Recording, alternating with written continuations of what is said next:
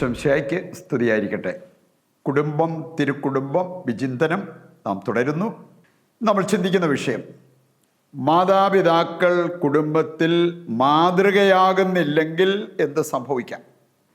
മാതാപിതാക്കൾ ഒരു കുടുംബത്തിൽ കുടുംബാംഗങ്ങൾക്ക്, പ്രത്യേകിച്ച് മക്കൾക്ക് മാതൃകയായി മാറേണ്ടവരാണ്.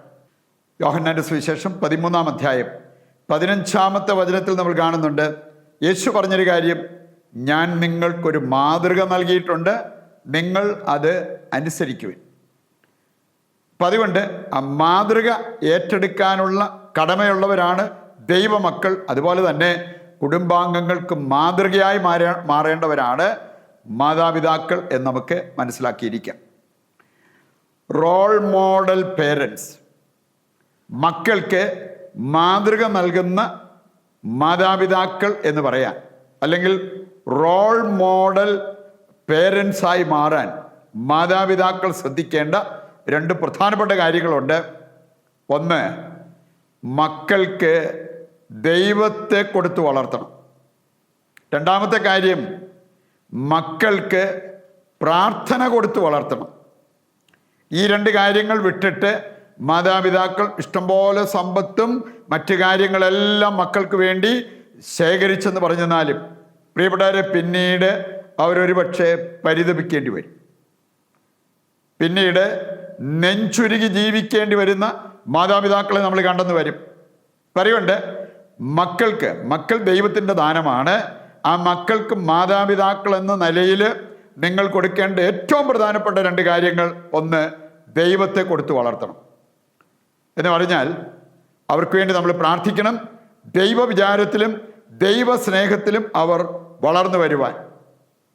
2 സാമുവേൽ 7:29 വായിക്കുമ്പോൾ ദാവീദിന് ഒരു പ്രാർത്ഥനയുണ്ടായിരുന്നു. മനോഹരമായൊരു പ്രാർത്ഥന, നമ്മുടെയൊക്കെ കുടുംബങ്ങളിൽ നടക്കേണ്ട പ്രാർത്ഥന, മക്കൾക്ക് വേണ്ടി നമ്മൾ നടത്തേണ്ട ഒരു പ്രാർത്ഥന, വരും തലമുറയ്ക്ക് വേണ്ടി നാം ഏറ്റെടുക്കേണ്ട ഒരു പ്രാർത്ഥന. ദാവീദ് പറഞ്ഞത്, അടിയൻ്റെ പ്രാർത്ഥന ഇത് മാത്രമാണ്, ഞാനോ എൻ്റെ കുടുംബത്തിൽ ആരും, അല്ലെങ്കിൽ എൻ്റെ തലമുറയിൽ പോലും ആരും ദൈവമേ അങ്ങിൽ നിന്നകന്നു പോകരുത്. ദൈവസ്നേഹത്തിൽ നിന്ന് അകന്നു പോകാതെ, ദൈവനിഷേധികളാകാതെ എൻ്റെ മക്കള്, എൻ്റെ വരും തലമുറ ദൈവത്തെ ആദരിക്കുന്നവരായിട്ട് മാറണം, ദൈവത്തെ അനുസരിക്കുന്നവരായിട്ട് മാറണം. അതിന് ദൈവിക കാര്യങ്ങൾ മക്കളെ പഠിപ്പിക്കണം. ദൈവത്തെ കൊടുത്ത് മക്കളെ വളർത്താൻ മാതാപിതാക്കൾക്ക് സാധിക്കണം. രണ്ടാമത്തെ കാര്യം, പ്രാർത്ഥന കൊടുത്ത് മക്കളെ വളർത്തുന്നവരാണ് റോൾ മോഡൽ പേരൻസ്. മാതാപിതാക്കൾ മാതൃക നൽകുന്നവരെന്ന് പറയാൻ സാധിക്കണമെങ്കിൽ നിരന്തരമായിട്ട് അവരുടെ മക്കൾക്ക് വേണ്ടി പ്രാർത്ഥിക്കുന്നവരാകണം. അവരുടെ എല്ലാ ആവശ്യങ്ങളും നമുക്ക് നടത്തി കൊടുക്കാൻ പറ്റിയെന്ന് വരില്ല, പക്ഷേ അവർക്ക് വേണ്ടി പ്രാർത്ഥിക്കാൻ ഏത് മാതാപിതാക്കൾക്കും സാധിക്കും. അതാണ് മക്കൾക്ക് നൽകാവുന്ന വലിയ ഒരു സംഭാവന, ഒരു സമ്മാനം എന്നുള്ളത് മാതാപിതാക്കൾ മനസ്സിലാക്കിയിരിക്കണം. രണ്ടാമതായിട്ട്, മക്കളോട് അരുത് എന്ന് മാതാപിതാക്കൾക്ക് വചനം നൽകുന്ന ചില സന്ദേശങ്ങളുണ്ട്. ചില കാര്യങ്ങളിൽ അരുത് എന്ന് വചനം പഠിപ്പിക്കുന്നത് കാണാൻ പറ്റും. പ്രഭാഷകൻ 30-ാം അധ്യായം 2-ാമത്തെ വചനം, അവിടെ പറഞ്ഞിട്ടുണ്ട്, മക്കളെ അമിതമായിട്ട് ലാളിച്ച് ശിക്ഷണം കൊടുക്കേണ്ടടുത്ത് കൊടുക്കാതിരിക്കരുത്. മക്കൾക്ക് ശിക്ഷണം നൽകുന്നവർ മക്കളെ സ്നേഹിക്കുന്ന മാതാപിതാക്കളാണ്. എഫേസസ് 6-ാം അധ്യായം 4-ാമത്തെ വചനം പഠിപ്പിക്കുന്ന ഒരു കാര്യമുണ്ട്, കുട്ടികളിൽ കോപം ഉളവാക്കരുത്. അവർക്ക് ശിക്ഷണം കൊടുക്കുന്നതാണേലും അവരെ ശിക്ഷിക്കുന്നതാണേലും സ്നേഹത്തോടു കൂടി വേണം, അവരുടെ നന്മ ആഗ്രഹിച്ചു വേണം. കോപം ഉളവാക്കുന്ന രീതിയിൽ അങ്ങനെയുള്ള കാര്യങ്ങൾ ചെയ്യരുതെന്ന് ദൈവവചനം നമ്മെ പഠിപ്പിക്കുക. കൊളോസസ് 3-ാം അധ്യായം 1-ാമത്തെ വചനം എടുക്കുമ്പോൾ അവിടെ പറഞ്ഞിരിക്കുന്നത്, കുട്ടികളെ പ്രകോപിപ്പിച്ച് നിരുന്മേഷരാക്കരുത്. അങ്ങനെയുള്ള കാര്യങ്ങൾ അവരെ നിരുന്മേഷരാക്കും, ആ ഒരവസ്ഥയിലേക്ക് പോകരുത് എന്ന് മാതാപിതാക്കൾക്ക് നിർദ്ദേശം നൽകുകയാണ്. അവസാനമായിട്ട് നമ്മൾ ചിന്തിക്കുന്നത്, ദുർമാതൃക മക്കളെ പ്രതികൂലമായി ബാധിക്കും എന്നുള്ള യാഥാർത്ഥ്യമാണ്. മാതാപിതാക്കൾ മാതൃക നൽകിയാൽ വളരെ പോസിറ്റീവായിട്ട് അത് മക്കളെ സ്വാധീനിക്കും. ദുർമാതൃക നൽകിയാൽ വളരെ നെഗറ്റീവായിട്ട് അതവരെ സ്വാധീനിക്കും. ഒരു കാര്യം പറഞ്ഞിരിക്കുന്നത്, സ്നേഹിക്കുന്നവരുടെ ഇടയിൽ വളർന്നു വന്ന കുട്ടികളാണെങ്കിൽ അവർക്ക് മറ്റുള്ളവരെ സ്നേഹിക്കാൻ എളുപ്പമാകും. പകരം വഴക്കടിക്കുന്നവരുടെ ഇടയിൽ വളർന്നു വന്ന മക്കളാണെങ്കിൽ അവർ വഴക്കാളികളാകാനാണ് കൂടുതൽ സാധ്യത.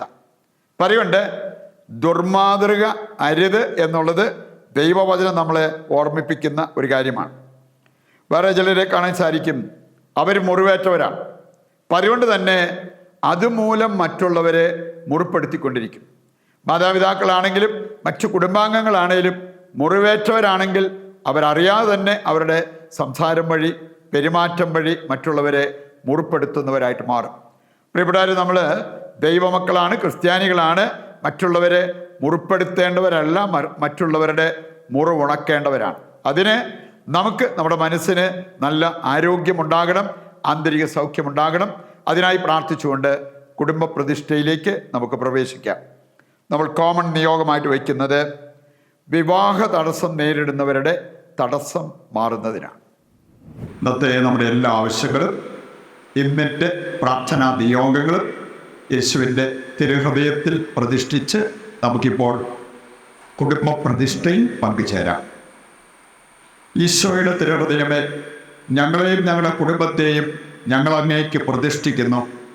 ഞങ്ങളുടെ കുടുംബത്തിൽ അങ്ങ് രാജാവായി വാഴണമേ. അങ്ങയുടെ തിരുരക്തത്താൽ ഞങ്ങളെ മുദ്ര ചെയ്യണമേ. ഞങ്ങളുടെ എല്ലാ ഉദ്യമങ്ങളെയും ആശീർവദിക്കുകയും എല്ലാ വിപത്തുകളിൽ നിന്നും ഞങ്ങളെ സംരക്ഷിക്കുകയും ചെയ്യണമേ. ഞങ്ങളുടെ പാപങ്ങൾ ക്ഷമിക്കുകയും മേലിൽ പാപം ചെയ്യാതിരിക്കാൻ ഞങ്ങളെ സഹായിക്കുകയും ചെയ്യണമേ. ഞങ്ങളുടെ കുടുംബത്തെ തിരുക്കുടുംബത്തിൻ്റെ സാദൃശ്യത്തിൽ രൂപപ്പെടുത്തണമേ.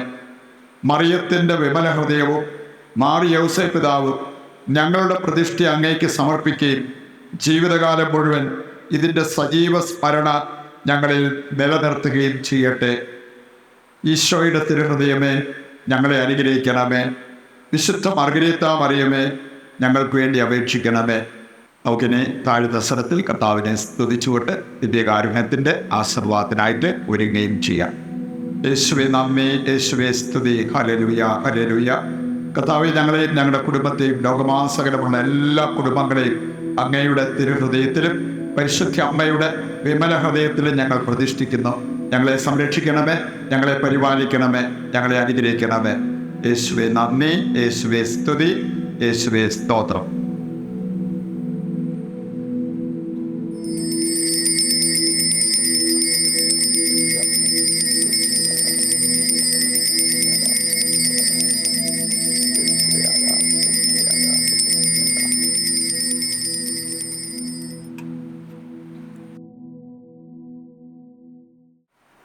ഈശോയ്ക്ക് സ്തുതിയായിരിക്കട്ടെ.